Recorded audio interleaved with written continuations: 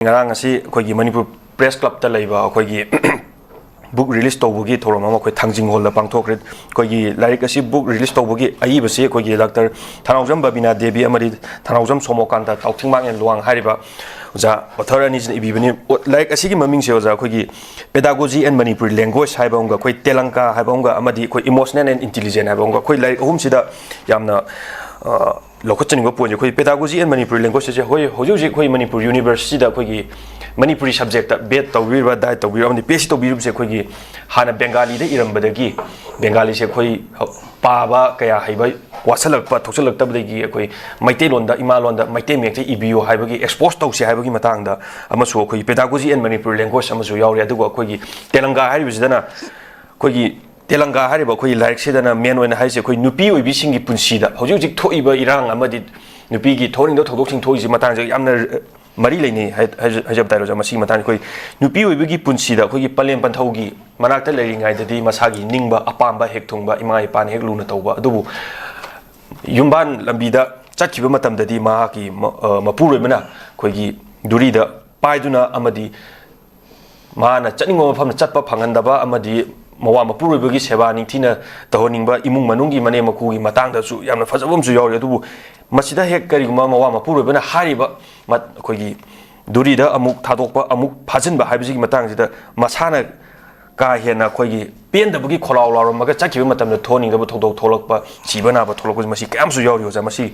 nupi ubigi punsi hariba khoi telanga je ja masi matana aroi boinam tang thambiyo ja masi tasengna yamna singthaninga wala kaidonga tani khongthanga tani aduga tasengna ngasidi Manipur se aiba singi achuba jaga amasu ngasidi dum kalli even film da khangde amada khangde international national singda yam paja award mayam adum phangi thajadana ko but khoi gi swai dadi khoi puthupina ba kaino da madu expose to bino pot se walam brain khan bado isa na masa na honara kanda ngasidi adum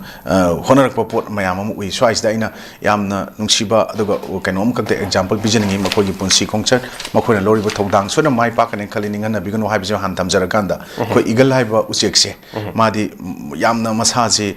jahi maji humpu humdra punsi hena koi mayam thajanari ko ar jahi kunthang ani phu yankhai ge sorko swai da magi masa singji lumdarak tana matu singji lumdarak tana machin singji pangjalak pa magi khujin magi keno singji somjarak pa magi nomugi magi chana khotna ba thiba bok to wasal ko matam sida masi yamna awangba mountain sing da paikhatlaga magi nungda machin se thugairaga anoba ma chongpa ngaiba makhong machin se chong amatamda ngasagi magi khongi magi khujin sing je mana amu ariba sing se machin dona phakaira ganda madugi potu anoba chongkhalakpa ngai aduga matu sing si arumba sing si loina kiengra matungda ayangba matu sing se amuk pala ganda amuk magi rebirth ama phangba hai tare aduna mai ninghanna ba leitana aduna mana hana wangna paira me hariba aruga usek se hena wangna paiba ngamai chaini pu yang khaidi matungda sirani kaina siradra kaina sibai matam yorai khanbai mota mana almaina honaraga leibaduna haiba poto magi determination do amna ekhoi tasengna ekhoi gi aiba bising ngasi tor iba own bam porok no honai cha dum bani nai thamjaningi aduna madugi potuna magi all beliefs all habits natraga all identities natraga all environments sing do khar kautho aganda hai tare marks ma fail oibinate marks anauba version nama magi next magi generation ama magi phang required taw no madu khang bakan bada kale madu phang pani madu different strength among the p bani habdo khalla kanda anna magi hujik hana mana torom bodu gi hena ngamba sakti awang boda pairaga machinja amu handagi hena tan bokor phaba ngami haiba pot ama ikoina thengna ko amu lei ko mai eagle gi wari da aduna sometimes we don't need motivations or we need or you need is the rebirth haibdo isani samu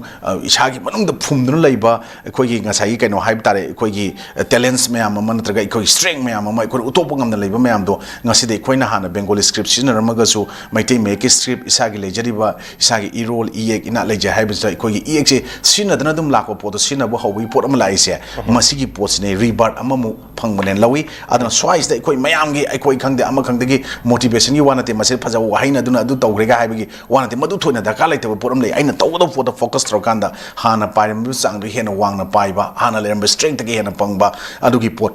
ꯍꯣꯠꯅꯔꯀꯥꯟꯗ ꯏꯒꯜꯗꯨꯒꯤ ꯃꯇꯧ ꯇꯝꯖꯕ ꯄꯣꯠꯇꯣ ꯉꯁꯤꯗꯤ ꯑꯗꯨꯝꯕ ꯃꯌꯥꯝꯗꯨꯅ ꯔꯤꯄ꯭ꯔꯖꯦꯟ ꯇꯧꯕꯅꯤ ꯃꯅꯤꯄꯨꯔꯁꯦ ꯏꯃꯥ ꯂꯩꯕꯥꯛꯁꯦꯅ ꯑꯩ ꯊꯝꯖꯒꯦ ꯑꯗꯨꯅ ꯃꯈꯣꯏꯒꯤ ꯍꯣꯠꯅꯔꯤꯕ ꯃꯈꯣꯏꯒꯤ ꯊꯧꯗꯥꯡ ꯃꯌꯥꯝꯁꯦ ꯑꯩꯈꯣꯏꯅ ꯏꯀꯥꯏ ꯈꯨꯝꯅꯗꯨꯅ ꯑꯗꯨꯒ ꯃꯈꯣꯏꯒꯤꯗꯨꯗ ꯑꯩꯈꯣꯏ ꯁꯄꯣꯔꯠ ꯇꯧꯗꯅ ꯑꯩꯈꯣꯏ ꯄꯨꯝꯅꯃꯛꯁꯨ ꯇꯨꯡ ꯏꯟꯅꯕ ꯍꯣꯠꯅꯔꯀꯥꯟꯗ ꯑꯩꯈꯣꯏꯒꯤ ꯏꯔꯣꯜ ꯏꯌꯦꯛ ꯏꯅꯥꯠ ꯀꯜꯆꯔ ꯇ꯭ꯔꯦꯗꯤꯁꯟ ꯂꯥꯏꯅꯤꯡ ꯂꯥꯏꯁꯣꯟ ꯑꯦꯅꯤ ꯄꯣꯠ hiram khudimmakta leijaram khudimmakse hingalanba rebirth tawhanba